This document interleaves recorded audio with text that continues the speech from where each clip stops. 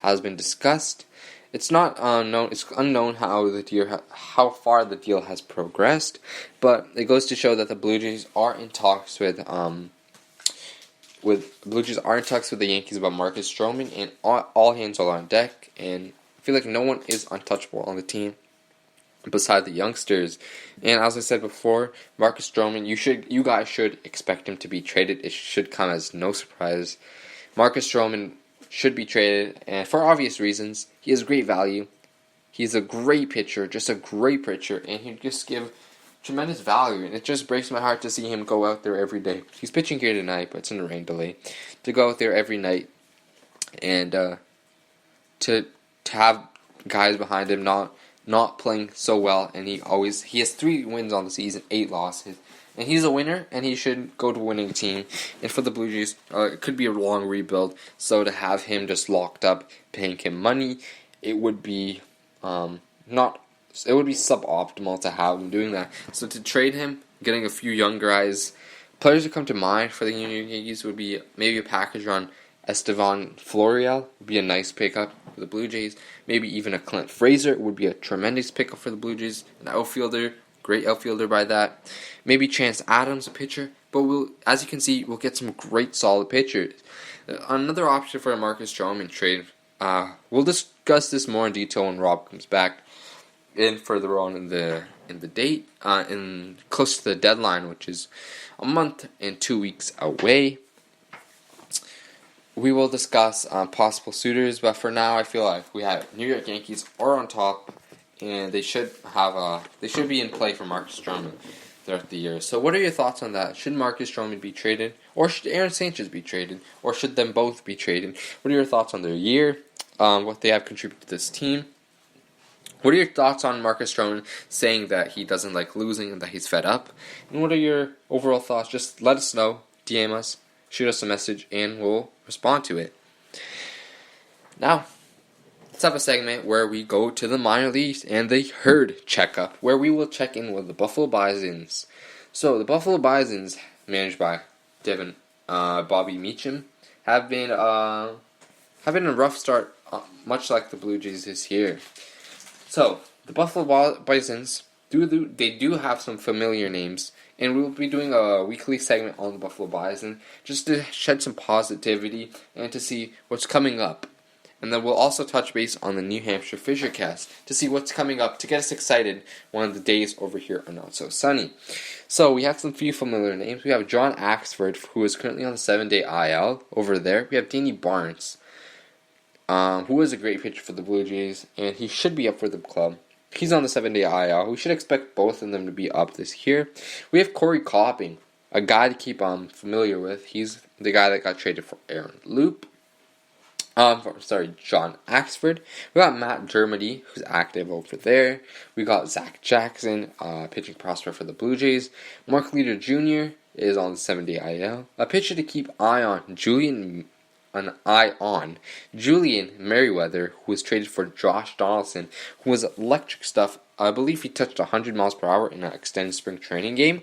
He is in AAA, and he should be active any moment. We have David Paulinho, who came from the Roberto Osuna trade.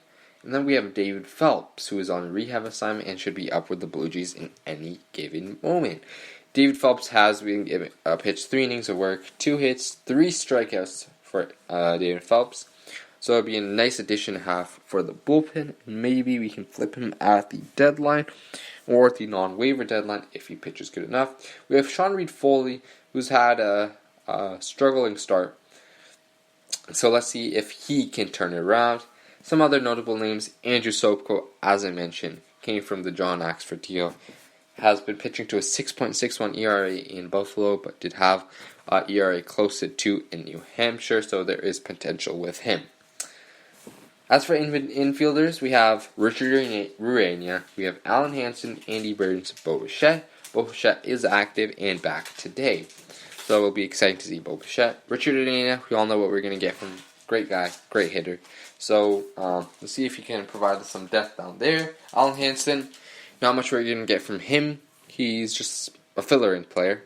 The outfielder, guys to keep name on. We have Billy McKinney down there. Shout out to Billy McKinney, fan of the page. We have Anthony Alford, a big time fan of the page. Very nice guy, very, very nice guy. And we wish him the best in future MLB Rendezvous. And hopefully, Anthony Alford can be with a big league club soon and turn it around. Yesterday, Anthony Alford did go 3 for 5 with a home run. So it's good to see Anthony getting heated up after having a very slow start. We have Socrates Brito, who we all know, and we may not all love, but we have Socrates Brito, who is down there, who actually went 4 for 5 yesterday in Buffalo. So it's great to see Socrates Brito providing some depth in the minor league. We have Jonathan Davis, who was up with the Blue Jays not so long ago. Ramon Fields, and then we have Jordan Patterson. Jonathan Davis currently has been in the minors after going down with the Blue Jays. Have been struggling, only being able to hit 0.81 average after being demoted to the Buffalo Bisons. So we'll see if Jonathan Davis can turn it around.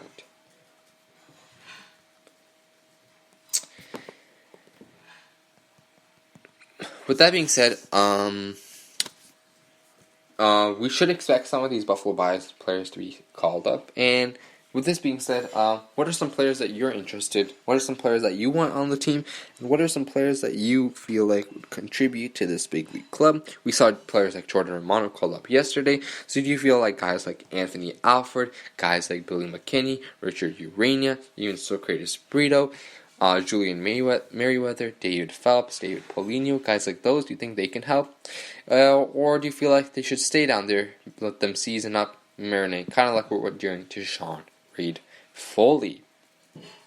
So that about does it for the Jays in Weekly for the Herd.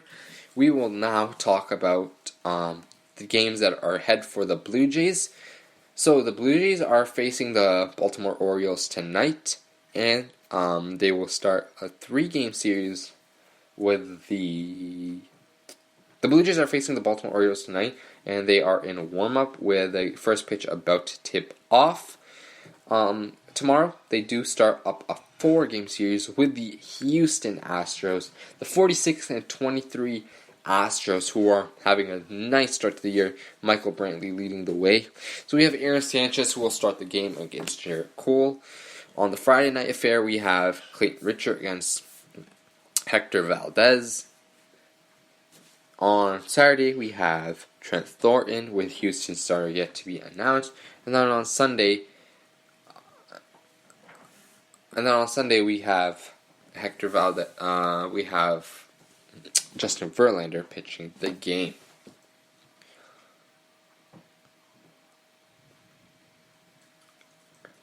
And then on June 17th, the Blue Jays will start up a 3-game series against the Los Angeles Angels, and the Los Angeles Angels will be coming into town. So it'll be nice to see Mike Trout versus Vladimir Guerrero Jr. That will be must-see TV for the Blue Jays upcoming up, and it'll be must-see TV for the Blue Jays right there and then. The pitching matchups are yet to be determined, but we'll see Marcus Stroman, maybe an opener, like I said before, which they should definitely prioritize over.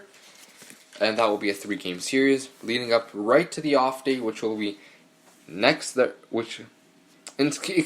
will be a 4-game series, which will lead off to the off day for the Blue Jays, which will lead up to the series with the Red Sox.